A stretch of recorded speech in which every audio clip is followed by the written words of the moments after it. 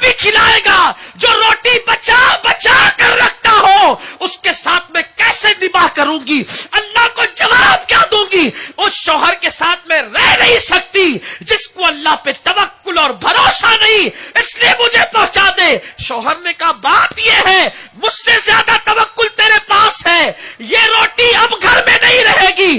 بیوی نے کہا تھا ہاں یا تو روٹی رات کو آپ کے پاس ہوگی یا بیوی آپ کے پاس ہوگی۔ شوہر نے کہا روٹی نہیں ہوگی، اٹھائی روٹی لے جا کر کے غریب میں تقسیم کر دیا، اور اس کے بعد آئے، اس کے بعد ان کی بیوی نے کہا ہاں یہاں ٹھکانا ہوگا، اور اس کے بعد جو بچہ آیا وہ مادر زاد ولی بن کر کے۔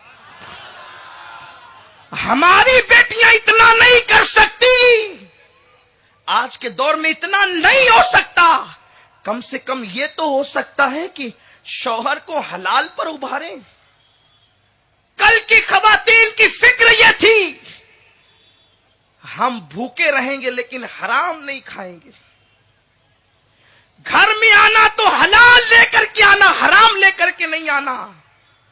کل کی فکر عورتوں کی یہ تھی، آج تو یہ فکر ہے ڈاکہ ڈالو، چوری کرو، قتل کرو، کچھ بھی کرو، سود سے لاؤ، کچھ بھی کرو، ہمیں لا کر کے تو پڑوس میں زیورات ہے ہمارے پاس بھی زیورات ہونے چاہیے، پڑوس میں کپڑے آئے ہمارے پاس بھی کپڑے ہونے چاہیے۔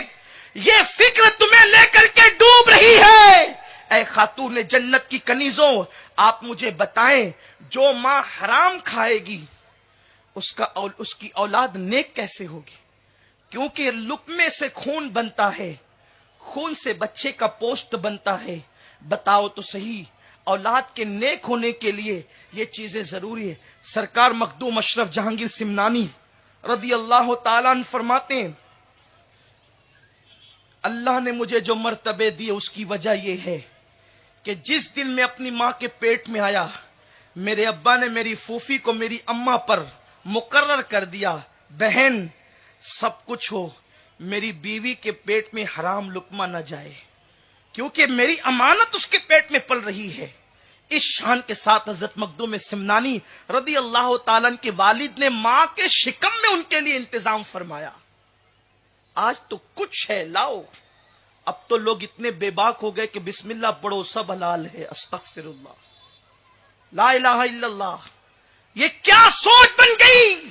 میرے پیارے آقا صلی اللہ علیہ وسلم کے دیوانوں، اب بچہ پیدا ہوا،